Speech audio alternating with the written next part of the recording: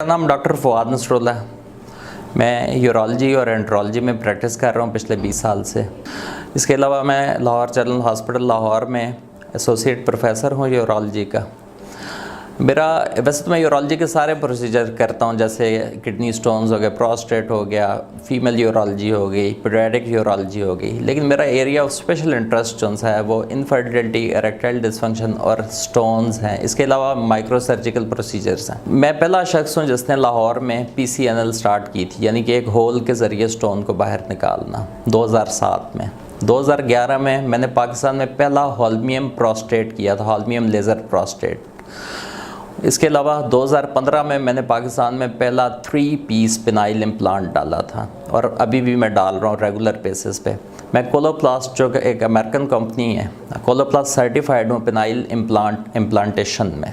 पेशाब में तकलीफ़ की कई वजूहत हो सकती हैं। इसमें सबसे कॉमन वजह जो सी है वो पेशाब की इन्फेक्शन है। पेशाब की इन्फेक्शन कई वजूहत से हो सकती है, सेक्सुअली ट्रांसमिटेड भी हो सकती है और नॉन सेक्सुअली ट्रांसमिटेड भी हो सकती है।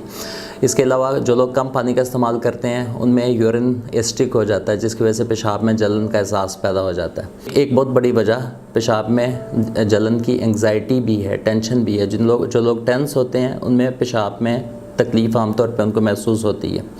तो पेशाब की जो तकलीफ़ है, इनका बेहतरीन हल जो सा वो ये है कि पानी का इस्तेमाल ज़्यादा किया जाए।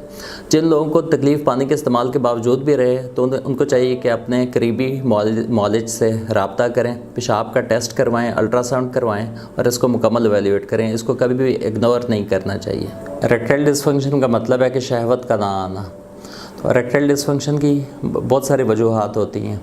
इसमें एक वजह एंग्जाइटी भी है और एक इसमें वजह जो सी है वो एनाटॉमिकल डिफेक्ट है, लाइक वीनस लीक, यानी कि ब्लड जो सा है वो पीनस में ठहरता नहीं है, वो पीनस से निकल जाता है और जिसकी वजह से इरेक्शन नहीं हो सकती। इरेक्टाइल डिसफंक्शन से बचने के लिए हम बहुत सारे विटामिन को यूज़ कर सकते हैं। नंबर 1 तो मास्टरबेशन को कम से कम किया जाए। नंबर 2, इसमें जो विटामिन हम यूज़ कर सकते हैं उसमें जिंक का बहुत बड़ा रोल है। कम से कम 50 milligram zinc per day use किया जाए। इसके साथ क्यूएंजाइम 10 जो सा है उसका बहुत ज़्यादा रोल है। क्यूएंजाइम 10 एक एंटीऑक्सीडेंट है, एक मिनरल है जिसको यूज़ किया जाता है इसमें, और ये इट्स क्वाइट सेफ़। ये बॉडी के बाकी ब्लड वेसल्स की भी सफाई करती है। इसके अलावा हम इसमें एल-आर्जिनिन यूज़ करवाते हैं। एल-आर्जिनिन अमाइनो एसिड है जो जिस्म में खून की गर्दिश को बढ़ाती है, पीनस में भी खून की गर्दिश को बढ़ाती है, जिसकी वजह से इरेक्टाइल डिसफंक्शन के चांसेस कम हो जाते हैं। बल्कि वो लोग जिनमें इरेक्टाइल डिसफंक्शन होता है वो इससे काफ़ी इम्प्रूव हो जाते हैं। इरेक्टाइल डिसफंक्शन के ऐसे पेशेंट जिनको शहवत ना आती हो और वो डायग्नोज हो जाएं कि इनमें वीनस लीक हो रही है। तो वीनस लीक का मतलब ये होता है कि इनमें ब्लड फ्लो तो आ रहा है, लेकिन वो ब्लड फ्लो जिस वक्त इरेक्शन होनी होती है तो आउटफ्लो बंद हो जाता है, इनमें आउटफ्लो बंद नहीं हो रहा। This is called Venus leak. ऐसे पेशेंट की ट्रीटमेंट जो सी है उसमें 2 मेजर चीज़ें हैं जो हम यूज़ करते हैं। एक तो उसमें PDE5 यूज़ करते हैं, लाइक लेवेट्रा, वियाग्रा, सयालस। तो अगर ये लोग इनको PDE5 को रिस्पॉन्स दे जाएँ तो ये दवाइयाँ इनमें कंटिन्यू करवानी पड़ती हैं हमें। अदरवाइज़ इन पेशेंट्स के अंदर इनकी ट्रीटमेंट जो है वो इम्प्लांट है, पिनाइल इम्प्लांटेशन। आगे पिनाइल इम्प्लांट की 2 मेजर टाइप्स आ जाती हैं। एक तो मेलिएबल इम्प्लांट्स होते हैं और एक 3 पीस इम्प्लांट्स होते हैं। 3 पीस इम्प्लांट का फ़ायदा ये है कि उसको जिस वक्त बटन दबाएंगे, बटन स्क्रोटम में लगा होता है तो पीनस खड़ा हो जाएगा, और जिस वक्त बटन को दोबारा दबाएंगे तो वो पीनस जो सा है वो फ्लैसेट फॉर्म में वापस आ जाएगा। जबकि जो इसमें मेलिएबल इम्प्लांट्स हैं उसमें पीनस जो सा वो इरेक्टेड पोजीशन में ही रहेगा, लेकिन आप उसको ऊपर और नीचे मूव कर सकते हैं। प्रीमच्योर इजैकुलेशन या जल्दी इंजाल हो जाना ये किसी किस्म की बीमारी नहीं है। एक्चुअली ये उन लोगों में देखा जाता है कि जो कंसंट्रेट ज़्यादा करते हैं। ये लोग हर काम में ज़्यादा कंसंट्रेट करते हैं। अगर इनका रेट्रोस्पेक्टिव स्टडी की जाए तो देखा जाता है कि जब ये स्कूल में पढ़ रहे होते हैं तो ये हमेशा होमवर्क करके जाते हैं। ऐसे ही इन लोगों में देखा जाता है कि अगर इनको बॉस ने कोई भी असाइनमेंट दी है तो अगर असाइनमेंट 2 दिन के बाद बॉस ने मांगी है तो ये उसी दिन उसको तैयार कर देते हैं।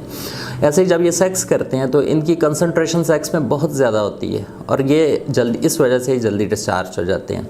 इसके लिए कई किस्म की एक्सरसाइजेस यूज़ की जाती हैं, जिसमें ये है कि जिस वक्त सेक्स में ये पीक पे पहुंच जाएं उस वक्त इन्हें हम कहते हैं कि आप स्टॉप कर दें, पीक पे आप डिस्चार्ज ना हो, कोई थोड़ा सा पॉज लें और फिर दोबारा सेक्स करें।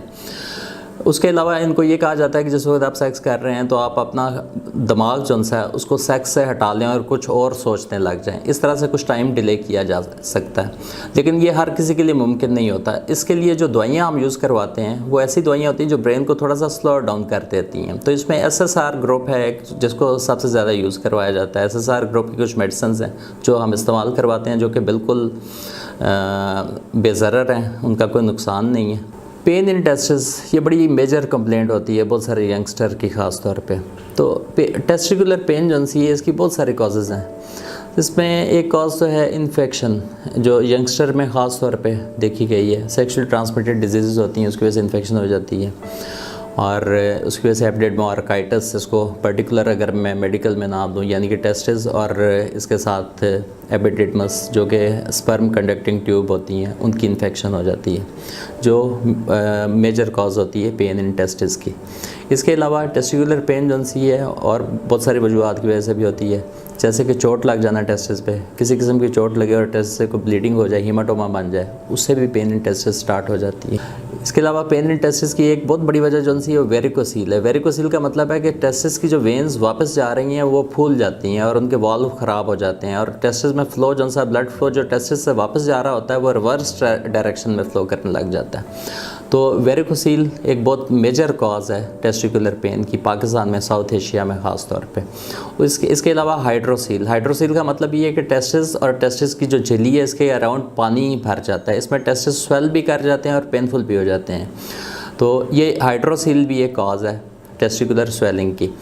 इसके अलावा स्पर्मेटोसील एपिडिडमल सिस्ट है, ये भी टेस्टिकुलर स्वेलिंग की कॉज है। स्पर्मेटोसील और एपिडिडमल सिस्ट में सिस्ट्स बन जाती हैं टेस्टिस में। इनकी जो ट्रीटमेंट है टेस्टिकुलर स्वेलिंग की, एक टेस्टिकुलर स्वेलिंग की कॉज जो सी है वो टेस्टिकुलर ट्यूमर भी है।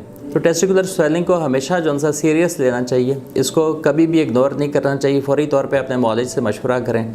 बहरहाल इसमें जो इनिशियल इन्वेस्टिगेशन होती है वो पेशाब का टेस्ट, यूरिन कंप्लीट है, और उसके साथ सेक्रोटल अल्ट्रासाउंड है, यानी कि टेस्टिस का अल्ट्रासाउंड फौरी तौर पे करवाया जाए। डिजीज़ के अकॉर्डिंगली फिर इसका ट्रीटमेंट किया जाए। अगर इन्फेक्शन है तो एंटीबायोटिक दी जाती हैं, अगर हाइड्रोसील अगर हीमाटोमा है यानी कि चोट लगी है और ब्लीडिंग हो गई है तो उसमें कई दफ़ा वेट किया जाता है, वह ब्लड खुद ही जज़ब हो जाता है और कई दफ़ा उसके लिए ऑपरेशन करना पड़ता है।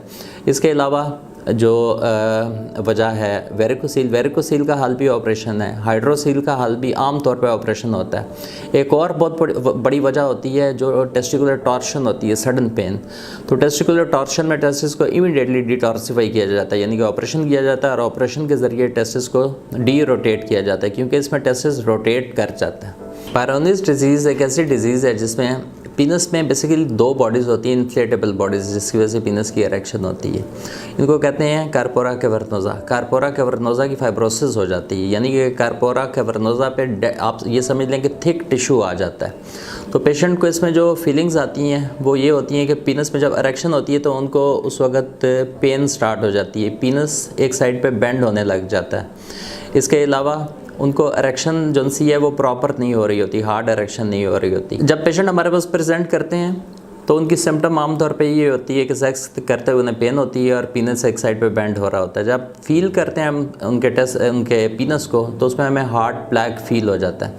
अब इसकी ट्रीटमेंट जो सी है वो बहुत सारे ट्रीटमेंट्स हैं इसमें। जैसे कन्वेंशनल ट्रीटमेंट एक या पुरानी ट्रीटमेंट जिसको कह दें वो ये है कि हम इंट्राप्लैक स्टेरॉइड के इंजेक्शन लगाते हैं और व्रैपामिलिक दवाई है उसका इंजेक्शन लगाते हैं। बहुत सारे पेशेंट इससे वक्ती तौर पर ठीक हो जाते हैं, लेकिन अल्टीमेटली ये डिज़ीज़ दोबारा उनमें किसी स्टेज पे ज़ाहिर हो जाती है। इसका जो मुस्तकिल हल है वो ये है कि हम वो हार्ड फाइब्रोटिक एरिया ऑपरेशन के ज़रिए निकाल दें और वहाँ पे ग्राफ्ट लगाएं। ग्राफ्ट इंसान की बॉडी से भी लिया जा सकता है, जैसे कि वेन से, जिस तरह दिल के लिए वेन निकाली जाती है सेफनस वेन, तो सेफनस वेन का ग्राफ्ट जो है वो पीनस के अंदर लगाया जा सकता है। इसी तरह सेकेंडली जो है वो ह्यूमन पेरिकार्डियल ग्राफ्ट जो है आर्टिफिशियल ग्राफ्ट, यानी कि जो कि कैडावेरिक बॉडीज से लिया जाता है, यानी कि वो लोग जो वेंटिलेटर पे होते हैं उनकी हार्ट के करीब गिर्द जो झिल्ली होती है उसका ग्राफ्ट है, ये भी अवेलेबल है।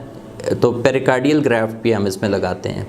जब पेशेंट को पैरानिस डिजीज़ के बाद ग्राफ्ट लग जाता है तो ऐसे पेशेंट आमतौर पर बाद में इनमें इरेक्शन नहीं होती, तो इसलिए साथ ही हम इन पेशेंट्स में पेनाइल इम्प्लांट भी डाल देते हैं। पेनाइल इम्प्लांट दो तरह के होते हैं, एक मेलिएबल होते हैं जो कि फिक्स्ड इम्प्लांट होते हैं, और एक 3 पीस इम्प्लांट होते हैं जिनका बटन एक छोटा सा बटन जो सा वो स्क्रोटम के बीच में रखा जाता है। जब वो उस बटन को 2 दफ़ा दबाते हैं तो पीनस एरेक्ट हो जाता है, और जब वो उसको दोबारा 1 दफ़ा दबाते हैं तो पीनस दोबारा अपनी फ्लैसेट फॉर्म में वापस आ जाता है।